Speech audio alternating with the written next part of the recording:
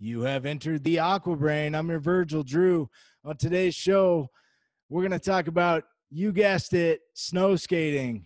My next guest I met up at Hurricane Ridge with a strapless weekend. He has been involved in the evolution of snow skating, now has his own deck company, Freebooter. Shag. How the hell are you, Shag? I'm doing all right. I'm holding up, doing my thing. Awesome. Snow skating. I'm still snow skating. I did get robbed basically robbed of my season last year because of world events and getting turned around at gates and whatnot. So no kidding, man. I got a couple days. I waited until spring, bought my pass for next year, and then got like 2 days, and then it was dumping, right? So I'm like looking at these gorgeous days that I just can't ride. It's terrible. I got 1 day, and that was not it. And quite frankly, yeah, I'm a little bent, but the mountain day this season, if I have to walk up them myself, we're doing it. Yeah, cool. Hey, so you, I'm sorry, what? Oh, I said we used to walk up mountains in the first place. So, well, we might be going back to that. Whatever it takes. I just didn't get to a lot last year, and mountains are. Yeah. For sure. So Freebooter, you've got a company, you've been making some decks. Yeah, we're having some crazy connection issues right now. So let's talk about Freebooter decks. Okay, let's talk about it. Well, basically, so here's the deal. I had always wanted to make decks. I'm a deck builder. I got into building decks, and I really liked it. And I learned a lot about deck building at Mervyn, and we had the Snowskate program going on. I always wanted to figure out ways to make them better. Later on, when I worked for Omen, the owner of Omen was pretty liberal about letting me make decks on my own. He's just a year OEM customer, and he always gave me good deals on materials and whatnot. And he just basically said, as long as you're not directly ripping off whatever you want, it's totally cool. So I was granted the opportunity to do it, and I said, cool, well, I'm going to take advantage of this. So I started making 7-ply standard issue decks to, more of a Snowskate spec. And the materials were there. He had lots of nice colored veneers. It was pretty easy to do. I could go in on the weekend and just bust it out. And so I made a handful. I made like maybe 20 of them. And there wasn't a lot of interest in them. Some people were interested in them. Mostly they weren't interested in them because, well, dude, you can do so much better than this. Why don't you go back to pushing the envelope and building stuff? I want to see some high-tech stuff. And so, well, okay, lesson learned there. The next year, it was a weird year for Omen because the longboarding industry kind of took a dump, and we had to move out of the Linwood factory, and they found a factory up in Bellingham.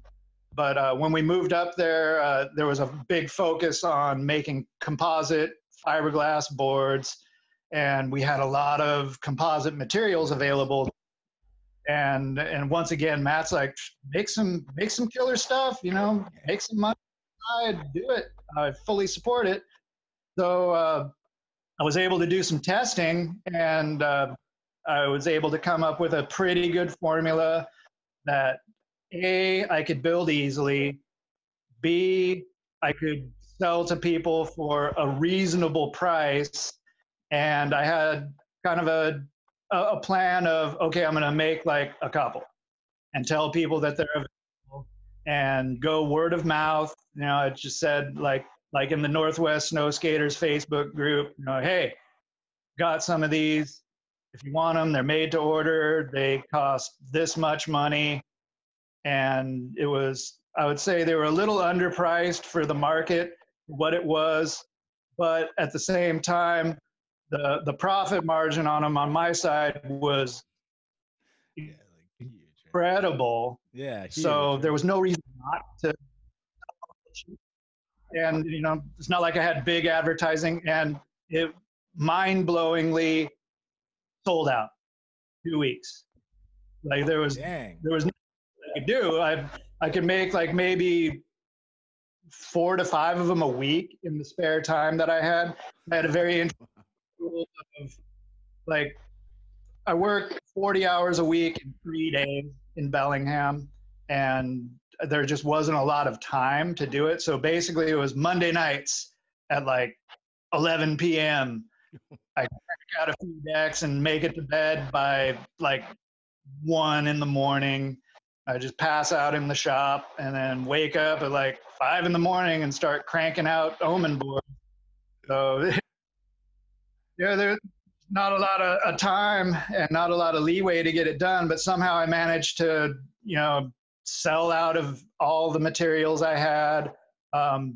So far, the biggest complaint I've had about Freebooter is I should have bought 2 of them. Oh, yeah. I think Lord Brendan bought 2 of them. He didn't have any complaints. Other than that, that was the biggest complaint I had. Is I should have bought 2 of them, and that's kind of a pretty cool thing because it doesn't get more successful in that formula because, you know, you're not making much money building snow skates. You build snow skates because either you're really into it or nobody else is making what you want. And that's basically how a lot of dudes got started. Yeah. And it was just awesome. So, okay, well, let's plan for next year. So I started having more ideas and more stuff I wanted to do. And I talked to a few people and got some of their input. And then right about when that happened, I got the news from Matt, like, well, we're folding Omen. Can't afford to do this anymore. You know, we're just losing too much money.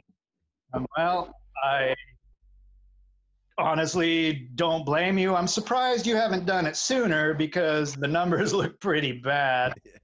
He kept it going longer than it should have been going. And that's basically the bottom line. I still think he does it on a very small scale where he just orders some boards from China and, you know, sells them in malls or whatever. I'm not sure what he's doing, but the core downhill dudes going like 80 miles an hour downhill sector, I'm not sure if that's still going or not. I haven't really been too in touch with those guys, but that's basically what happened. So yeah. So right now, Freebooter is idle, but it is far from over. I still got many ideas up the sleeve. What I'm working on now really is gotta get another shop going. So I did have kind of a deal going with a friend of mine named Bradley Cameron, who does subsonic skate, and he has a really nice factory in South Park. And he actually ended up buying, how I reconnected with him is he ended up buying a lot of Omen's gear. Like he bought all the old presses, the hydraulic setup. He ended up buying a bunch of stuff, and he reached out to me and said, hey, you know, I'll pay you to help me set this stuff up. Like, oh, really? You bought all that stuff? I'm like, yeah, let's do it. And we kind of both thought it was going to be this huge ordeal to get it all set up, and it was going to take like multiple weeks of work. We had that knocked out in like 4 hours. Oh, geez, nice. He's like, oh my God, it's working. Oh, cool. It just like worked. I'm like, well, geez, it worked just like it did when I left. And I just kind of approached him like, hey, you know, what do you think about me putting out some boards out of your factory? And he was all for it. Then the COVID came. Yeah, good old COV. Plants. So, uh, he's still kind of not really having too many outsiders come in. He's the last time I talked to him, he's still doing well and he's still making boards, and that's awesome. Yeah. But it's just not the time to come in there and get anything done. So, still at square one with this, but one thing I have been doing is I've been breaking a lot of ass in my job, and we've been stacking a lot of money. So, get a place to do woodworking projects, make boards, all that kind of stuff. So, the one good thing about all this these times is I've been able to have a pretty good paying job, than stacking money, preparing for the future of board building, great wood shop projects. I mean, it's you kind of need to have more than one thing going on in a wood shop anymore. It's near impossible to have a shop just cranking out boards. If you do, you got to crank out a bunch of them. You got to crank a whole lot of boards, and you got some help and a lot of planning, and you need money to do that. Right, especially snow skate decks, right? How many of those?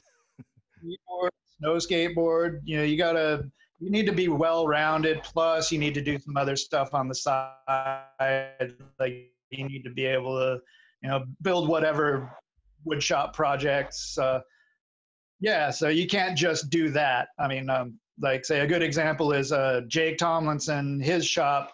He don't just make rockers in the shop. That's like a very small thing that's coming out of there. He's got a lot of other things going on that keeps it going, and it's kind of the same thing.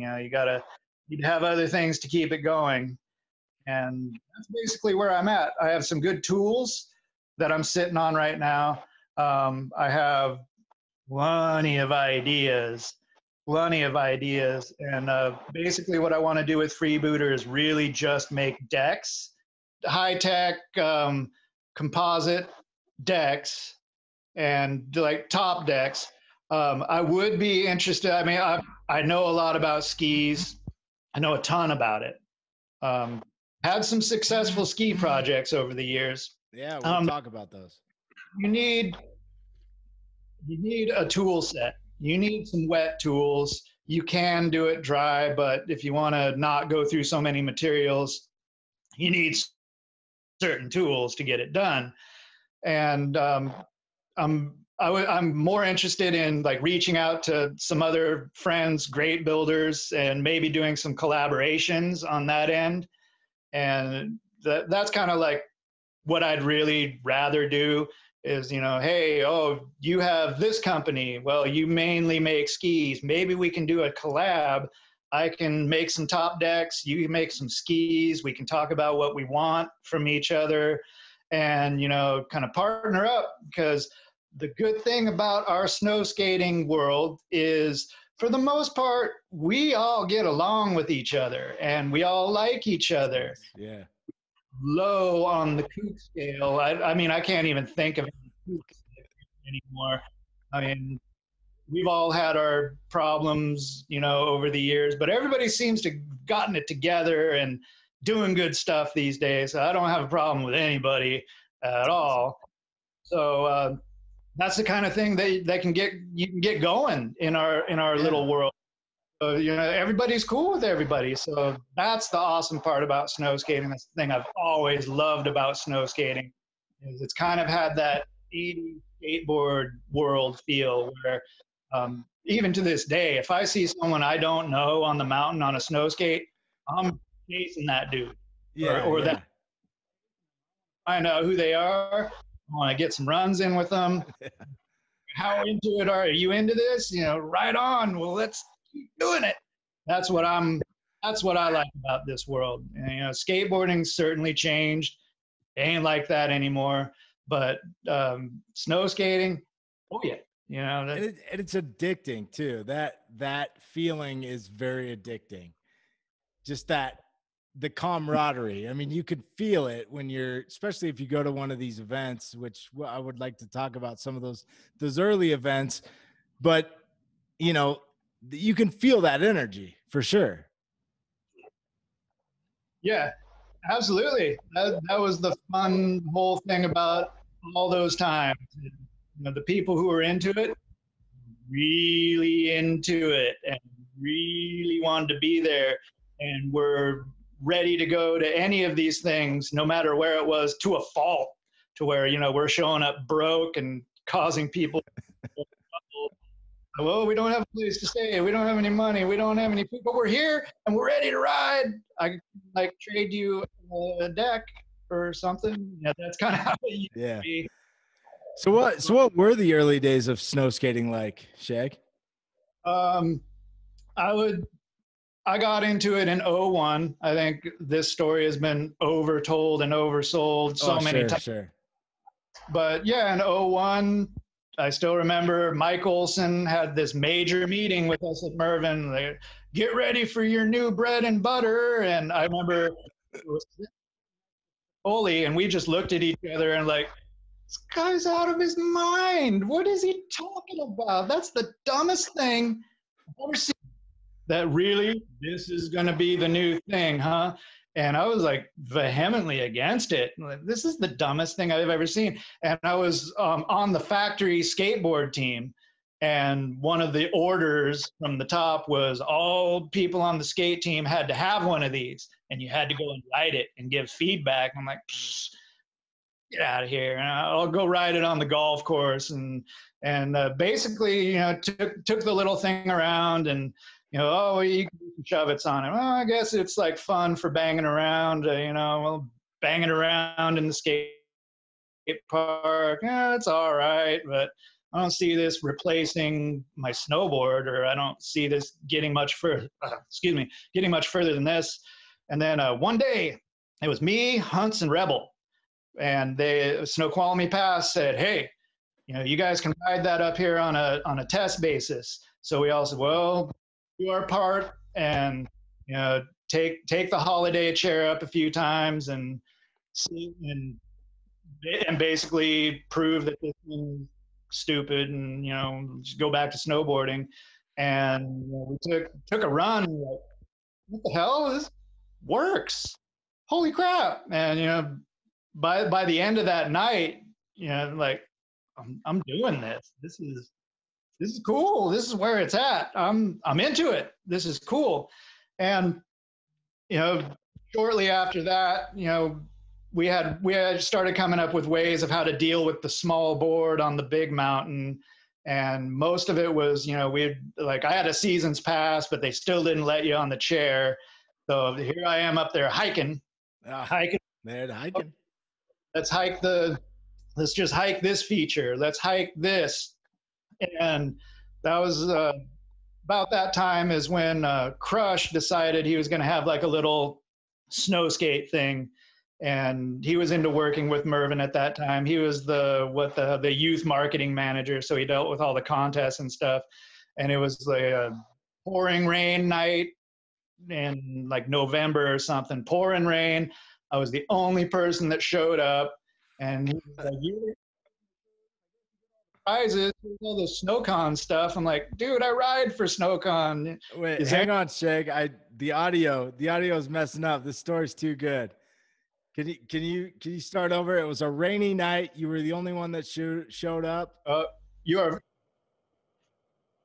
How far back do you want me to go? It was a rainy night. You were the only one that showed up. Yeah, it was like a rainy November, like '01 or '02 night. I think it was '01. Yeah, and Crush had this little snow skate thing going on. Like, I need to go to that, and I was the only one that showed up. It was pouring rain, and we never did anything. We just kind of sat there and talked about things. And he's like, "Well, you're the only person that showed up, so you win. So, you know, here's all this wonderful stuff from Snowboard Connection." And well, I already ride for Snowboard Connection. I don't need any of this stuff. Is there anybody else you can give this to that would appreciate it? Like, oh, actually, wait a minute. You know, give me those shoes. I need. was wearing out shoes about every 3-4 weeks at that point. And then we had just decided, like, hey, we should do something bigger with this. Let's do, like, we should do something. You work at Mervyn, I work here. Maybe you can provide some boards, maybe you can help design some features that would be more specific for these things. And let's do it. Let's pull the trigger on this. So we ended up working it out, and we ended up having the Shut Up and Snowskate contest. And there was bands, there was a lot of people showed up. And what the funny thing about that was, I had an idea of snow skating, and it was basically what I was doing, and what, like, Rebels, Spicoli, the people that were actually doing it were into it.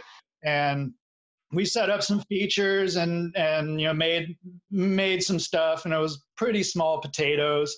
And then here comes Poss and Jake Tomlinson, and they're using the run-ups to get big air. I'm like, what the hell? At first I was like, that's not what we're doing here. But then I was like, wait a minute, what am I talking about? That's exactly what we're doing here. We're supposed to be figuring out what these things can do. And these dudes are getting some air. These dudes are rad. And then, like, I had kind of run into Jake, a few times out skateboarding. And I was like, what do you think of this, Jake? And he's like, dude, more jumps. Dude, you didn't build any jumps. What are you thinking, dude? Build jumps. And, sorry, man, I didn't even think about it. I was up all night making these features. and Poss obviously has his signature method, and Jake, well, we all know how hard Jake rips, and he still rips that hard. And that's basically, that got the ball rolling. And Crush was like, dude, this worked. This was awesome. We should do more of these. I'm like, absolutely, let's do more. Then the next year we had Shut Up and Snowskate 2. That time, we had only had the smaller Michigan Danny Cass boards. And that year we introduced, oh, there's one back there. Yeah. Either me, Spicoli, or Rebel did something with it. Probably all of us, to be honest with you. That was my first snow skate. I got to shout out to Victor for getting me into it, but that was the first one I could find in Seattle. And I would have bought a bigger one, but I just couldn't find one. There wasn't too many of them. I think the biggest one at that point was Steve Frank's 36-incher.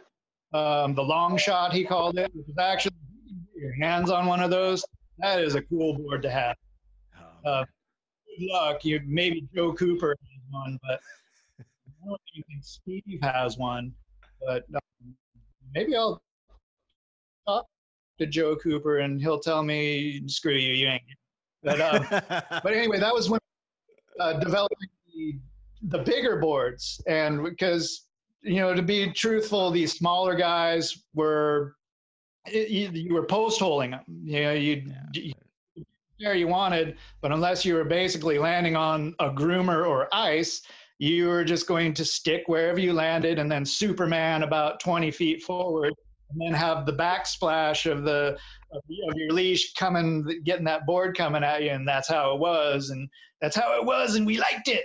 But that's when, the Toronto came out, and that changed things quite a bit, because it was a lot easier to get down the mountain. You could cut through a lot more of the chop a lot easier. And it was like, oh, well, yeah, we need these, screw the smaller ones, and give those to kids. But this is where it's at. And we made some of those, and I was lucky enough to be one of the 4 people to get one and test it out. And at that time at Mervyn, when we were doing this stuff, we would get these boards, and oh, here, yeah, we're making these, go test them as soon as possible. So we'd finish out everything, put it together in the factory, and drive directly to the mountain. And we would, the product is made to, we're actually testing it, was generally about an hour.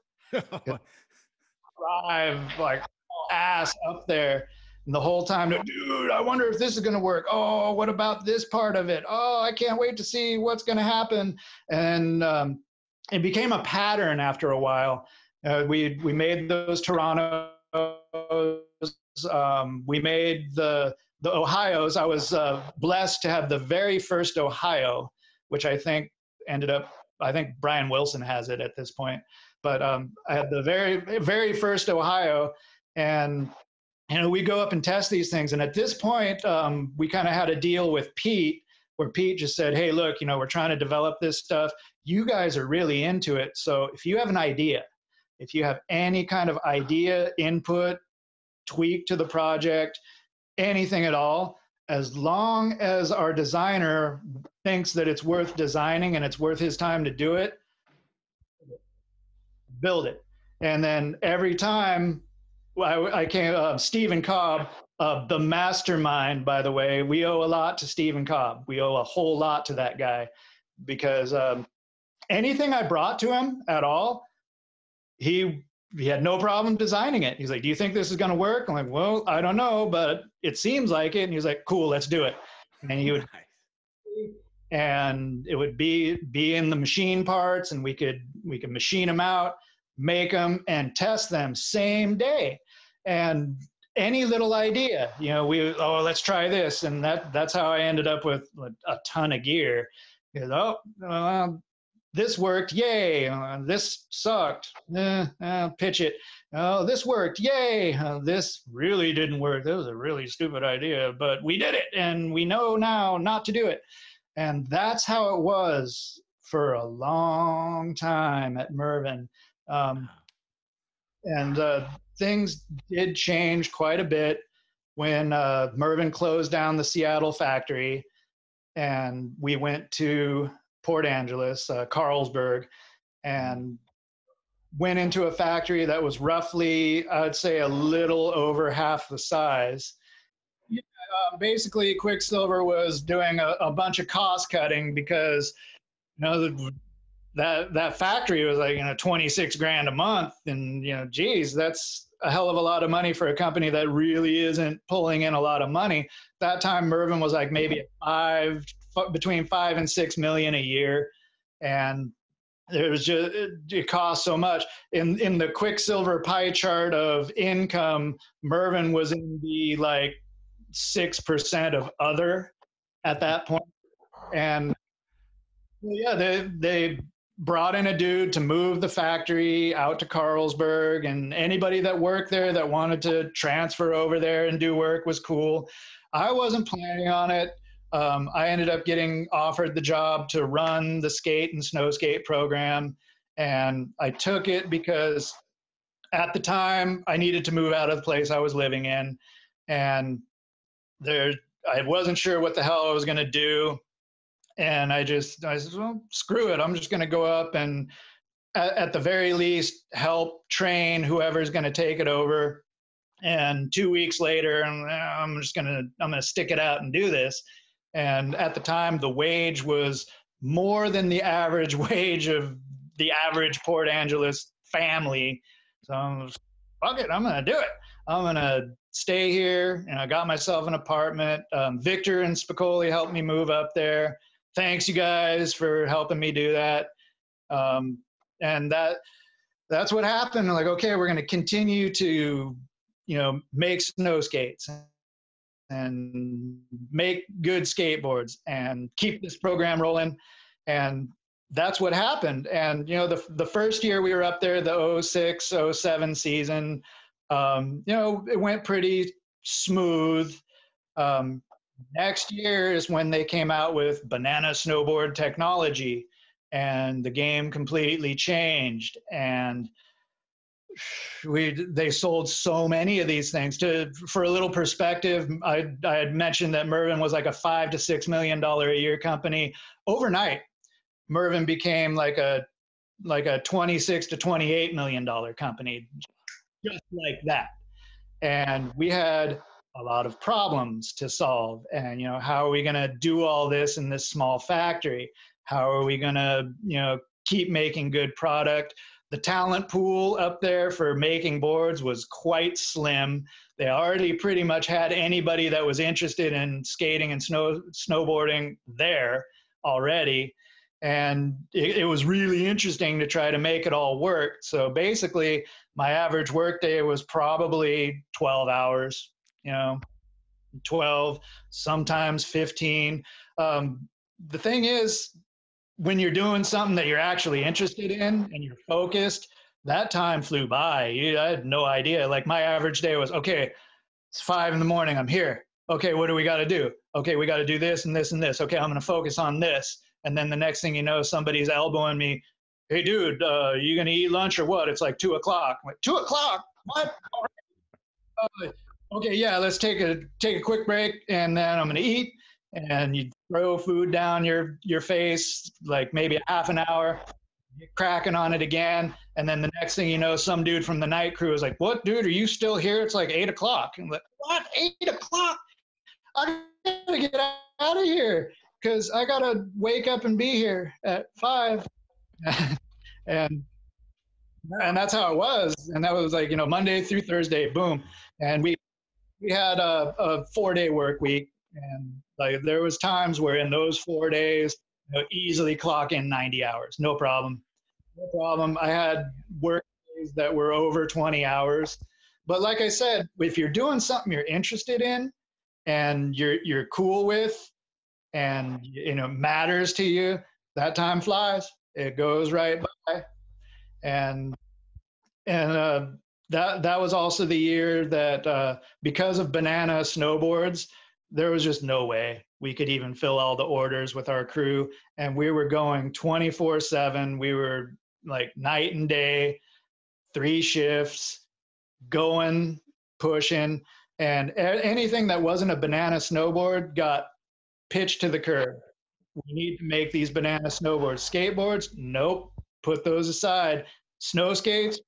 Nope. That ain't happening. Now make banana snowboards. Even other lines of snowboard, women's snowboards, maybe have one dude on one shift make those, but everybody else, banana snowboards, everybody else, that's what we got to make. And like, seriously. And that was the year I became very unpopular with a lot of people because where's our snow skates? Where's our skateboards? Even the sales manager who was like, yeah, we need to make banana snowboards, screw everything else. And then like the next week, how come we don't have any skateboards? Well, dumb, because we're making banana snowboards, like you said. So I would get emails all the time from people. You're making snow skates? I'm like, no, they're making me make banana snowboards. Like, well, I just saw you with one of this year's snow skates. I'm like, well, actually, that was last year's snow skate because nothing's changing because we have to make banana snowboards. And that's how it was for a couple years. So there was definitely some people who were a little bent at me. And then like, sorry, guys, I have to follow orders, Right, as if you had any say in what you were doing. I mean, they continue working, so I had to help them out, had to keep it going. But once it got figured out, and it took a while to get it all going. Once we had a solid crew of people building, and we had people in there who would actually show up and do the work, because we had plenty of people that took advantage of the lax atmosphere at Mervyn and didn't get work done. Once we had people in there that were actually doing it and getting it done, that's when okay, well, let's get back to figuring out more snow skate stuff. And I basically had a pass to do whatever I wanted. So at that time, I was I still think that the 43 ski is the ultimate champion of the Mervyn products. And that was a Apostolus Carabastis product. That was his idea, and it's awesome. And I still think that's probably the best ski that Mervyn ever put out. It was me that stopped making those and made the 40-incher. I thought that the skinnier ski might be easier for newcomers to handle. And me and Cobb went with a a mellower magnet traction that turned out after you edged the base and finished it out, it was hard to tell it was actually magnet traction, but it was, I swear to God. And I don't think that ski, in retrospect, was the greatest choice to make there. Probably should have just kept making 43s. And is that what that is? I'm not sure. Should I grab it? I got one from Jake. Hang on a second. I should grab that. In the meanwhile, I'm gonna pick my nose, scratch my chin. That is,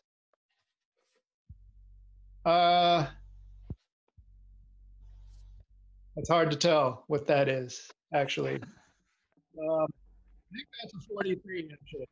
I think that's a 43 with a rounder nose. I made a lot of specials for that.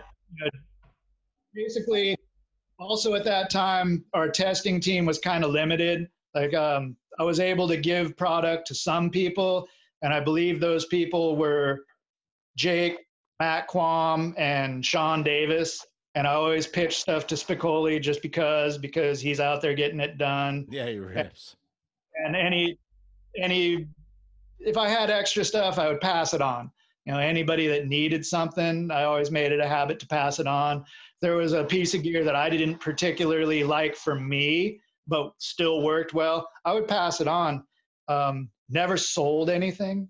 I always felt like that was not my place to make money off of something that I did not pay money for. So I always passed it on. And these guys definitely got different gear, better gear. And I know you've seen it, like, oh, well, let's make this in this kid's snowboard block. And, well, I don't like it, but I bet you somebody else would love it. You pass it on. Let's build something wacky for the Snowskate contest. Let's build something that may or not be good. We won't know until someone rides it.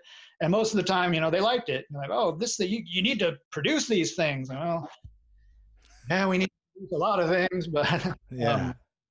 But getting marketing to, put it in the catalog and back it up.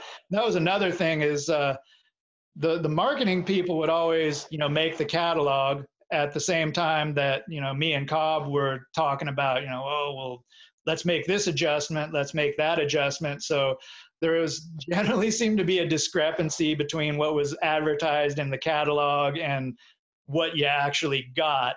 And I'd like to think it was a little better than you actually got, because we were actually, we gave a crap. We went out and tested it. We, oh, what they're advertising, this is better. So screw it, let's just do it.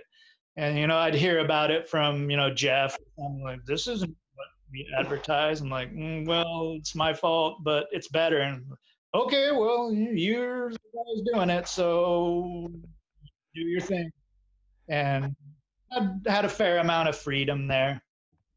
And it was just good times. And then I remember right about the time that Pete said, hey, you should, we need to make like some kind of better powder ski for these things. And that was about the time where, to be honest, I had had enough of living in Port Angeles. It had nothing to do with the people. I made a lot of great friends out there, but having a problem actually snow skating because of the way Hurricane Ridge worked, and that was by far the closest place to go. And I think that year we had a legendary baked slalom up at Hurricane Ridge, and they closed the road, so we never actually got to do it.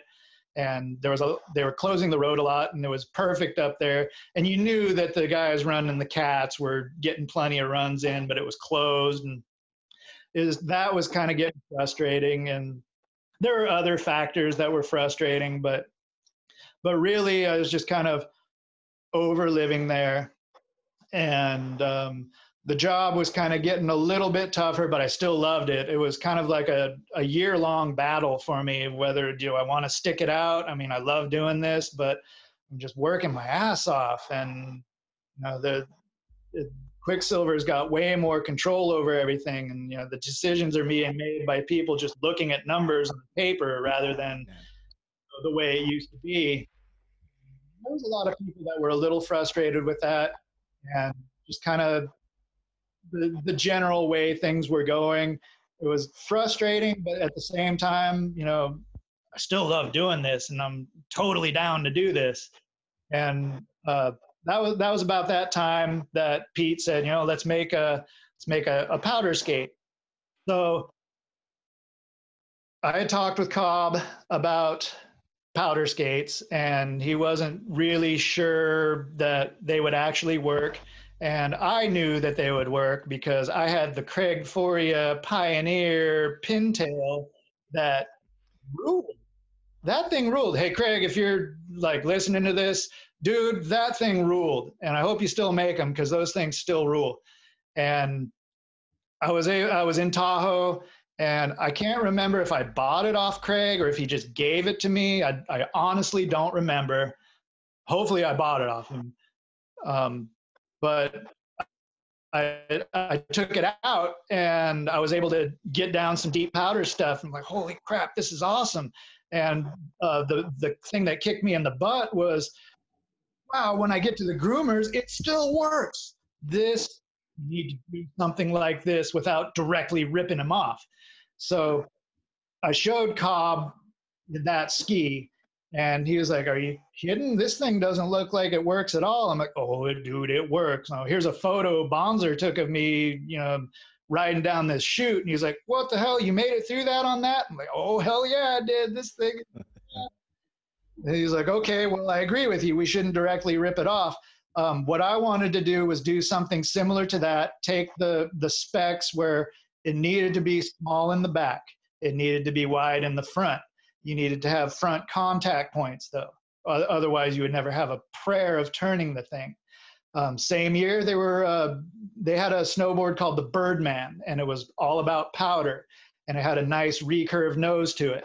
And I'm like, what we need to do is make a junior Birdman. That's exactly what we need to make, but it needs to be skinny in the back so you can move it around. We should give it, don't put any C2 or any of this technology into it. It just needs to be just like banana, straight rocker. And we need to make it as easy as possible to turn once you get out of the POW, but it needs to be able to make it through POW. So I told him basically, let's take the Birdman and let's shrink the front end by about, 75%, but let's taper it down into the 43. And he was like, I don't know if that's going to work. That just seems a little risky. And he said, let's make it like this. And he made the back much wider. And it was wider than, like a Florida skate. I'm like, I don't know. That's going to be really tough to turn. He said, all right, but let's make a deal. We need to make my idea first. And you need to test it out and see if it works. If it does, we make this. If it does not, we make yours. So, okay, fair enough. That's a fair deal. So we made his, and it was awesome in powder. Oh man, that thing ruled in powder. But once you got in on any kind of groomer, you were screwed. There was no way that you were gonna. The only thing you could do is point it. The only thing you could do is point it. Now, allow me, and let's see if you can. Tell me if you can see this. Can you see that? Yeah. Okay, can you see the whole thing? Yes. Okay, so that was the very first Mervin powder skate, and as you can see, it's quite wide in the back. Yeah. I think it's like a Shaka wide. Yeah. So that's pretty wide, and it was crazy to try to get that thing down the mountain. Crazy, but and when I told Cobb that, and I also had the pleasure of having Dave Mounts, the shipping guy, with me, and he was like, yeah, dude, Shag was having a hard time, and that dude's like actually fairly good at riding these things.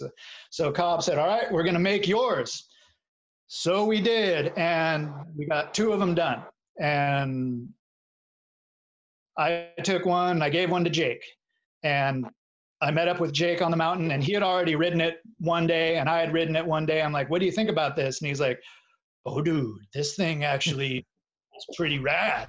I was really surprised. It just needs, the only thing I would change is I would put a mag bump in it, and sell this because this is good.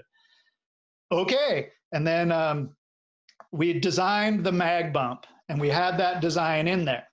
And the next week was Serpentine Massacre that year. And that was the only year that I did any good in that. And I rode that thing. And Jake was like, "Are you going to ride that thing in this?" I'm like, "Hell yeah!" And well, it was kind of a battle in my head whether I was going to ride that or this, and I'm going to ride this. And he had like a mullet thing that I had made for him like years ago, and he ended up winning, and I think I ended up getting sixth place that year, which, you know, wow. I'm not good at racing, and on that thing I somehow managed to like beat good people at racing. And I'll never forget, I came into a corner and I passed like maybe three guys, and Braden Pratt was like, "Oh my God, I just got passed by Shag." And started busting up laughing, like, what? I'm passing like people who are good at racing, and I suck at racing. And that was kind of like a testament to that design for that skate, that, you know, hey, this is a powder skate, but it also works everywhere else. And, you know, we put that thing through the ringer. You know, we were doing airs on it. We were like banging it on boxes and rails, and you could use it, and it worked. And the only thing I had to do was, okay, Cobb, let's get that let's get that design into the computer so we can, you know, produce these things. And by that time, it was already too late. The production manager had already put them into production as they were, and it was too late at that point. But they were getting made, so hell with it, you know. And I didn't hear a ton of complaints about it. I'm sure there was probably plenty, but overall, it seemed like people were into it. People liked it. And I don't know if they still make them, but it seemed like it was a good thing. And I'd also like to mention that I do not have one, as I came back from the mountain one day, and like my car got broken into. So had a bunch of gear stolen, and then like a year or two later, Braden actually sent me a photo. He's like, "Hey, this is one of your stolen skates, isn't it?" I'm like, "Yeah, where the hell did you find that?" He's like, "Oh, there's a guy online selling them. I'm gonna go confront this dude, and I'm gonna beat his ass." And I'm like, "That's awesome, but maybe not beat his ass. Maybe like figure out got him from, you know." He's like, "Okay, well, I'm already gonna go talk to this dude." And he went and talked to the dude, and turned out this guy was like, "Oh my God, I bought stolen stuff off of some guy. I'm so bummed out." And he reached out to me. He's like, "Hey, I understand this is your gear. I'm gonna, you know, I'll come to your skate factory and show you everything I bought off of this dude, and anything that's yours, you can have it back." And I'm like, "Holy crap, that's so awesome. Here, I'll give you whatever price you paid for them." He's like, "No, they're yours, and you wow. you should have them back." And, you know, and it's like, it's my fault. I should have known that these were probably all stolen. You know, I recognize that they weren't, you know, your standard issue gear. I should have known. I bought them anyway. Wasn't thinking. So just take them back, you know, no charge. I'm happy to see that you're going to get your gear back, just to show them, you know, like, hey, I don't want you to be like totally assed out over this. I asked him which ones he was actually using. Which ones do you like and that you actually use? And he actually used a couple of them. One of them was that very first 50-inch POW skate. So I just said, screw it, keep it. If you're using it, you like it, you're going to intend on still using it, keep it. Yours, totally yours. I was curious whether or not this is the design that you were talking about.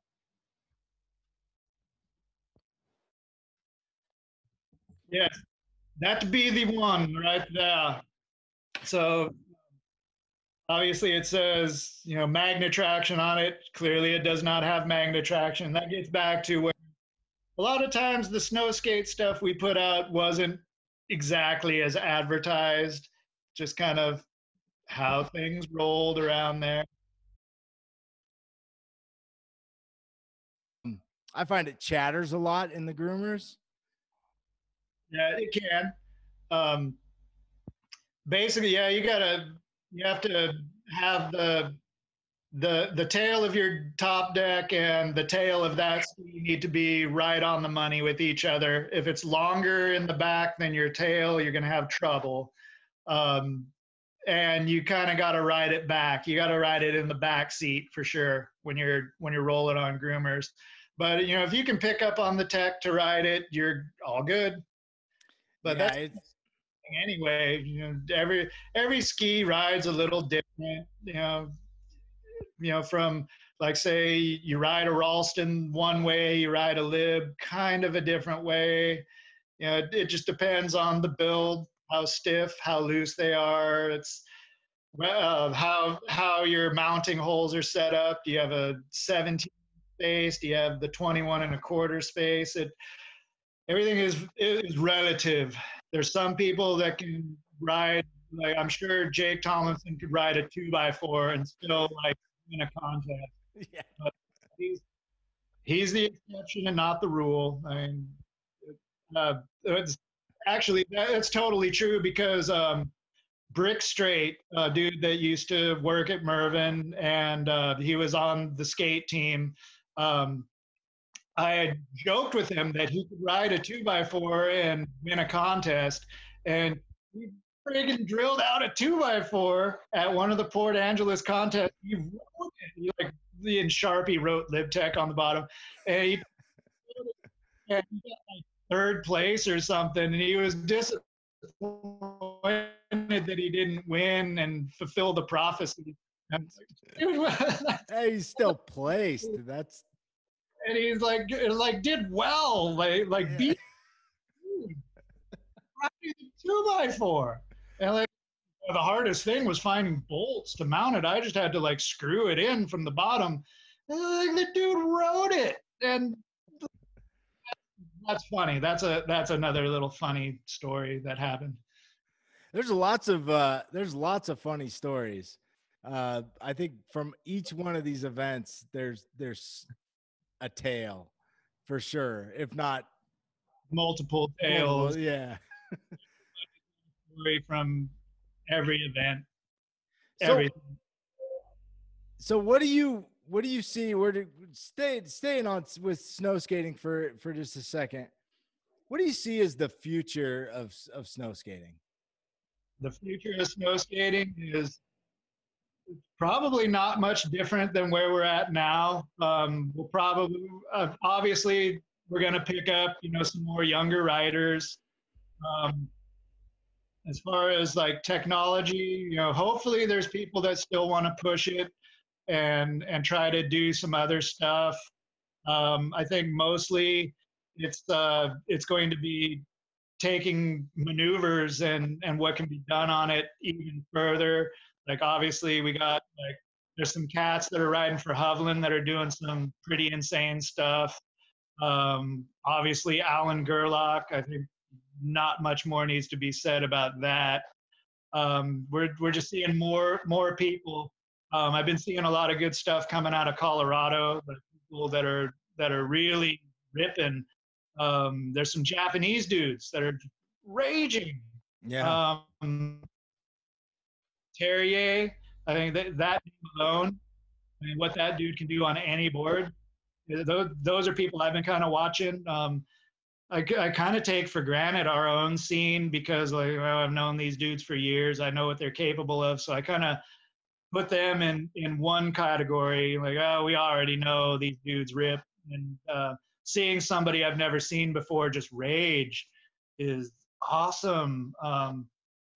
Let's see. I think dudes like Adrian, like the younger dudes, are especially dudes like Adrian who are not satisfied with the regular maneuvers that have been done over the years, and is kind of, you know, like he's ripping and he rips, but he also kind of has a light attitude about it. It's more about damn good time than it is Yeah. anything else. And I think we'll probably see a little more than that. More of that actually. As far as gear goes, I have some ideas. I've always wanted to build a top deck that had the leaf in it already. Oh. Work out how to do that, if it's even worth doing. I always had the heated grip tape idea, and I've thought of a few ways to get it done, but I'm just wondering if the reality of, do you actually need it? Would it actually, can you run it hot enough to not just turn your top sheet into a sheet of ice? That's the big deal. Um, uh, just maybe minor tweaks. Um, it's hard to say. It's hard to say without a factory where you can actually do it. You get more motivated if you have all the tools you need in front of you. And, it's been long since I've done any factory work, that it takes a little time to get the system firing again. Like, oh, yeah, that's right. This. Oh, yeah, to do this. I've been doing design work. I got myself a Raspberry Pi computer, and I've been I kind of have this idea of like a micro factory, like something where I get everything done in the smallest amount of tools and materials needed. Looking at things like, can I power this micro factory solar? Can I do this? I've thought about, like, hey, how about running a press on steam, Yeah. heating steam? Um, like, hey, can I have all of this stuff in like a shipping container? Can I do everything out of a shipping container? Hell, can I do this in the back of a Sprinter van or like an old U-Haul? Like, Yeah, where you're actually on the mountain. You go back, make something, and you're right there to test it. you're right there. Different options, different materials, different bonding agents. Obviously, for years I've worked with like a 3-to-1 epoxy resin, and at Omen we did some other things, like we worked with vinyl esters, and we started looking at other cold cure options. Most of the stuff is just too expensive. We looked at using urethane as a bonding agent. That way you could bond and create sidewalls and whatnot. And again, urethane is just crazy expensive.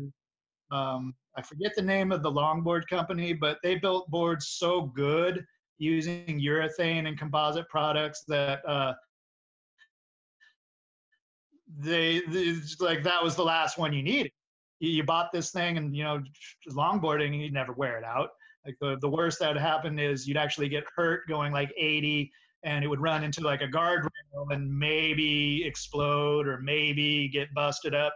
But other than that, longboards, I think that was one of the things about downhill longboarding was, you didn't have to buy gear so often. It's like, say, a skateboard, where if you're doing it every day, you can wear out a 7-ply skateboard in like a week. You can easily go through them like one a week if you're really skating. Um, like even somebody who's just riding on weekends could go through one every month or two. So there's a market for that kind of stuff. You have a reason to build that kind of stuff. Whereas snow skate decks, guys have ones that I've built in like '03. They'll have them. They'll work, and they're still good. And Pete was saying, don't build these things so good. We want to sell them like every couple of years. Like some of these, you still got them like 10 years later. I'm like, yeah, it's awesome. Like, well, it's not awesome for business. It's really good, but don't be too good. But that is one of the problems with business, right? That it just ruins the quality, right? yeah, I mean, build good quality stuff. The thing about snow skating though is we still have the quiver thing going on. There's certain things that work better in certain conditions. Like, oh well, it's going to be a groomer day, so I just want to ride this. Oh, we're going to bang the park up today. Well, I want to ride this. Like, well, I don't know exactly what we're doing today, so maybe this setup will work good. And a lot of people like to have complete setup rather than try to, undo a bottom deck and reattach things. It takes time. It's a lot easier. Just have like 3 or 4 and like, oh, this isn't the one for today. I'll try this one out. Oh yeah, way better. Yeah, this is the one for today. So, most people are going to have, 2 to 4 setups. And, you're going to need that. That's probably where I got the complaint. Well, I should have bought, more of these. Yeah. Only had a limited amount of time. But, that was the amazing thing about Freebooters. I was able to build a product that I could back up, that I would say, hey, I built this. I think this is a good product. Check it out. And I hope you saved yourself one, Shag. Well, I got one back here, if you can see behind my head. Yeah. And then I got a couple other ones. So yeah, I'm good. One of the ones that I really liked, I ended up breaking in a contest because I landed too far in the back seat, broke the tail. Oh. Famously said, "Ooh, don't buy a freebooter," and like everybody laughed. But I got things to do. I have new ideas to try. I have new construction techniques I want to do. I have different concaves to experiment with. There's so much to do. So much to do. And need to, right now, I'm just, like I said, stacking cash, saving up, gonna get a place and at some point have my own shop again. And only a matter of time. Yes. And yeah, it's sooner or later, wherever this is, somewhere, we're me and the wife are ready to, move closer to the mountains so we can enjoy the mountain life a little more. She skis, she loves mountains. She's from Colorado, grew up skiing, and and yeah, let's move closer to the mountains, and that's kind of where the factory idea came into play, because I like I've kind of gotten into the sustainability thing, and just being a little more conscious. Well, it's very attractive. And using good materials. Yeah, that whole thing.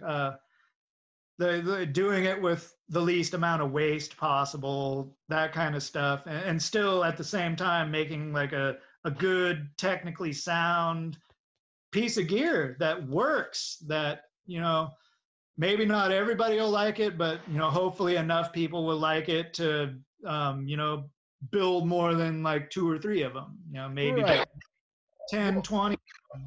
And those that like them are gonna come back because of, like you were saying, the quiver idea.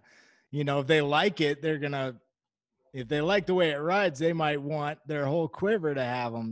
That's 2 or 3 decks, 4 decks. Yeah, exactly. And ultimately, I guess, like, the thing is, making money off of it. I think my business plan personally would be have it make enough money to keep it going. I mean, I'm not trying to get rich off of doing this. That's crazy to even think that, but just enough. That's all I really want out of Freebooters, just enough to keep it going and keep it flipping, and keep having good ideas or bad ideas, any ideas, anything to keep the cycle going. Yeah. Build stuff, and listen to other people, get input on, hey, I want something like this. Like, oh, actually, we could probably do that with the gear we got right now, and getting more, getting more input. Like I doubt I've been people have been asking like, oh, can I be sponsored? And like, I don't even sponsor myself with these things. It's a product. If you buy one, consider yourself sponsored, but pay for them. So it's kind of. But if you need to like get into a pro contest or something, I'll back you up. Yeah. Hell yeah, that dude's pro for Freebooter. Yeah. Oh, he's like a 7-year-old kid and he's not very good. Oh yeah, he's pro. He is. Yeah. Back it up.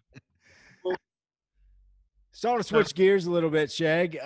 So you were in some bands in the 90s. You did some music stuff? Yeah. So growing up, I was always interested in music, mostly like heavy metal. I was really into metal and got into punk rock and stuff like that, which is typical for your average skateboarder. Yeah. Really into that kind of stuff. Stuff like individual stuff that like skateboarding. I mean, skateboarding kind of changed my life really. And I would say that like punk rock and metal also had a part in it, where it was like, I used to care about what people thought about me, and like I had wanted to try to be a certain way to impress other people. And I think a lot of people go through that, but skateboarding and punk rock and that kind of taught me I don't really give a crap what people think about me. I'm just going to do my thing, and this is how it's going to be. And if you don't like it, you can kiss my butt. I don't care. But yeah, that's the attitude. Something about me, and I think this probably comes out without saying, is not enough to just do it. I want to be like involved. I want to get deeper into it. I want to it's fun to listen to music, but I want to play music. It's fun to ride skateboards, build them. I want to put my mark on this. Yeah. And so I'd skateboarded and I got into playing music. I started playing bass and I was really into it. I was like, oh man, I want to be another Steve Harris or another Cliff Burton. Like really got into that, and like listening to Primus and that kind of stuff, like really cemented, like, oh, I want to get good at this. And I had grown up in Yakima, like I was out of high school at that point, and I was playing bass. And there was a band locally called Scat Gadget. And I had a friend who was in that band, a guy I worked with. And they were like a good actual band. And this was like 1990. And grunge was a big thing, and like they were like had management and on their way to being signed. And this friend of mine was like, dude, this is just not my thing. I'm a guitar player. I want to play blues. I can't be in this band anymore. Like, you should totally be in this band. And he basically, long story short, got me into this band. And that's where I started, from nothing to, okay, we're playing in Seattle. Like, okay, our management has, My Sister's Machine and like these other bands. And the chick who managed us also managed this band called Mookie Blaylock, who some of you might know later. They changed the name to Pearl Jam. And Mookie Blaylock, yeah, they called themselves Mookie Blaylock, which is obviously like player for the Atlanta Hawks at the time. And I found out about it, and he's like, yeah, don't use my name for your band, please. And so, yeah, Pearl Jam. But yeah, this is a band where I was like, say 19, and the other dudes in the band were like, late 20s, mid 30s guys. So they had all been around the block, and they gave me a great education on how to be a pro in the music business, how to conduct yourself, how to become more pro, how to prepare yourself for live shows, stuff like that, how to deal with what's going on.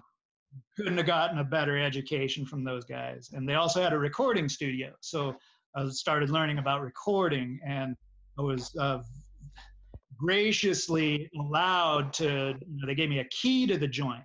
Wow. Like, yeah, here and do whatever you want. Just, don't break anything or like, abuse this privilege. So, never abused the privilege, always, kept it clean and whatnot, just used it to get better as a musician. And we probably could have gone somewhere, but there were circumstances that ended the band. It was too bad too, because we had label interest and just recorded in a Seattle studio, and we followed these guys doing this project called Temple of the Dog. And it was dudes from and Pearl Jam.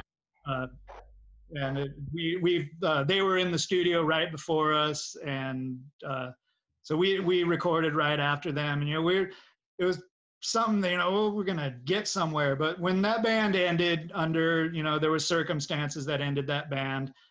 That's when I was like, okay, hell with it. I'm moving to Seattle. I'm gonna get into a different band. And I did. I got into a different band with another friend of mine from Yakima, and we were called Eeyore, and we played punk rock. Did a small tour, had some fun. And then shortly after that, I got into this band called Straight Lace. And, it's funny title, totally not what was happening. But it was an interesting project because I was more of a hired gun than I was like actually in the band. They needed a bass player. And I stuck with them because, I liked the guys well enough, and I really liked the drummer. The drummer was like amazing drummer. He was one of those guys that, any Rush song, name any Rush song. You like name one, boom, started playing the drums. He could play the whole thing, and he could play this live version of this song, and this one from like 76 or whatever. And he was jazz trained, so he knew all about stuff. So like we clicked immediately, and we had me and him just together had so much fun playing. And the lead guitar player was really good too, and he could write good songs. And that was, so it was worth staying in the band for that alone. But the singer of the band, who was okay, he was a country singer, really, but he was trying to be a rock singer, and it was kind of not working. But we still got shows, and he was really good at talking to people. So the next thing we know, boom, we're like opening for metal acts at the Ballard Firehouse in Seattle. So we ended up opening for a lot of bands that people have heard of, like Warrant, Slaughter, Night Ranger, Loverboy, Quiet Riot, Harry Hoey, Blue Oyster Cult. We opened for a lot of bands. We opened for Sebastian Bach's band. But and we were getting paid, and these dudes, like, they'd cut me cash at the end of the night, like, oh, here's your cut, and it'd be like $200. Like, what the, really, for that? And so the year 1998 I was a professional musician playing original music, which just who does that? An unknown band. And I was making between like $1,800 and $2,200 a month playing music 3 to 4 nights a week. Nobody does that. That's something that famous friends that I know, this dude I know, Jeff, was one of the New Bohemians. He played in Edie Brickell's band. And I told him what I was doing. He's like, that's what I'm making, busting my ass touring the country. How the hell are you doing that? I'm getting paid. One funny story. We were opening for Warrant, and about 3 or 4 songs into our set, guitar player breaks a string, freaks out. Instead of just changing the string, and you can change a string in probably like 2 or 3 minutes tops, instead of like having the singer keep the crowd occupied, he just busts off stage, bolts off stage, and you could see him, what are you doing over there? And he's like, I'm trying to borrow a guitar so we can continue the show. And he just took off. I'm like, what the hell? We got there's like friggin' like 150 people out here. What are you doing? oh, I got to borrow a guitar. And like, you could just see other people backstage just shaking their heads like, no, you can't borrow my shit. And, and then the keyboard guitar player guy took off too. He's like, I'm going to go get a beer. And then the singer was like, oh, okay, we'll be right back. And he's like, I'm going to go get a drink. And with me and the drummer left on stage, so the drummer starts to get up. And I walked over there. I'm like, oh God, no, sit your ass down. because we got to do something here. And he's like, well, what are we supposed to do? I'm like, look out there. There's like 150 people out there that are getting not interested in what we're doing. And they're going to start leaving. They're going to start thinking we suck. So you start playing something. He's like, well, what do you want me to play? I'm like, play a Rush song, play anything. I'll follow you. Just play something. Well, what should I do? Start soloing. Do anything at all. So he started soloing. This dude could solo for hours. And I just followed him. What ended up happening was probably about a 15-minute bass and drum jam that people like got interested in and started cheering on. And after a certain point, I just let him go. It was like, he's just on fire right now. So I just backed off and let him go. And then by that time, the other dudes had gotten their shit together and like came back on stage, and we ended up finishing the show. But after we were done, we had so many people come up to me and this drummer saying, dude, you guys should just be a band. Just do all the other stuff. You two should just be a band, because you were clearly the best part of the show. And funny story that happened that night. There was another funny story when we dealt with the singer of Warrant that we should probably not get into, but maybe people can contact you if they know you, and they'll tell you. You can tell them in person or on the phone. Anybody that's listening to it, we can have a beer and talk about it. Hey, so the that drummer, did he follow you to Port Angeles? Was that the guy you were in there? No, he another weird thing about this band was just kind of the dynamic of the people. Most of these guys lived in Edmonds, Washington, and the drummer was like married to this super hot chick, and all he wanted to do after band practice was go hang out with his wife. And then the other two married dudes were after chicks. They wanted to go after chicks. I'm like, you guys are married. Your wives are great. What are you doing? Yeah. And that's what they wanted to do. And then the other guitar player like wanted to go out and meet chicks. Like, well, why don't like just me and you go?